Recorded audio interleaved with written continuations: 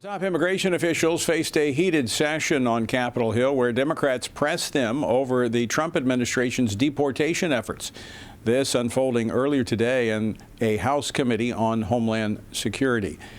Joining me now is Washington Stand reporter Casey Harper, who has been tracking today's stories. Casey, what's the latest and what came of today's hearing? Sure, Tony. Well, heated is a nice way of putting it for some of the rhetoric that we saw come from Democrats at this hearing.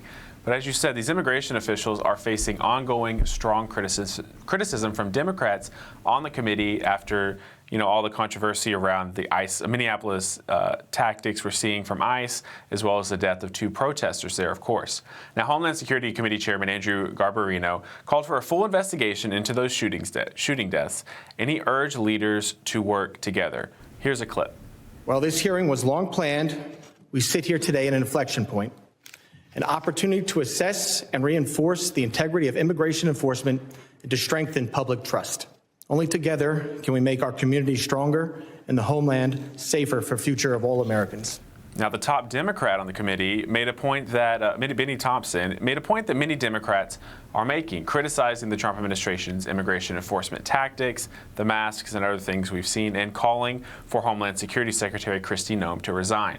Now, 3 Trump administration officials defended the president's immigration efforts at the hearing. They highlighted the threats that ICE agents are facing and that those are very real, along with the wins that they've seen at the southern border.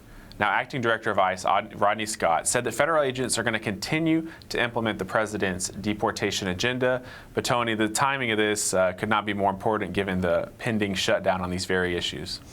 Yes, and as the chairman pointed out, this had been scheduled long before. Right. All right, we're going to find out more about today's hearing a little bit later when Congressman Josh Burkeen of Oklahoma joins us. He's a member of that committee. Casey, I want to move on to another topic. There's a lot of anticipation surrounding tomorrow's meeting between Israeli Prime Minister Benjamin Netanyahu and President Trump, primarily as it pertains to Iran. Now, this comes after a top Iranian official on Saturday threatened American military bases in the region. And this was while talks were going on between Washington and Tehran. Yeah, that's right. This is a closely watched meeting, and Netanyahu is reportedly coming. They talk all the time, but why is he coming in person? Well, there's reports he's coming to bring new intelligence regarding Iran's military capabilities and around concerns that Iran is restoring its missile stockpile that was used up or destroyed in that 12 days war. Now, Israel's been skeptical of the progress that the U.S. is claiming that they've been making and saying that Iran is but they want to push to guarantee their own security and preserve their own military autonomy and make sure they're not misrepresented or cut out of any deal.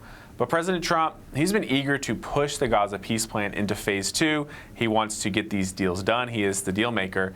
But there's a big hiccup there on the Gaza peace plan. And Hamas must disarm, and it looks like they don't want to do that, Tony. So President Trump said he's considering sending a second aircraft carrier to the Middle East as these Iranian talks continue and as the Gaza peace deal may be falling apart.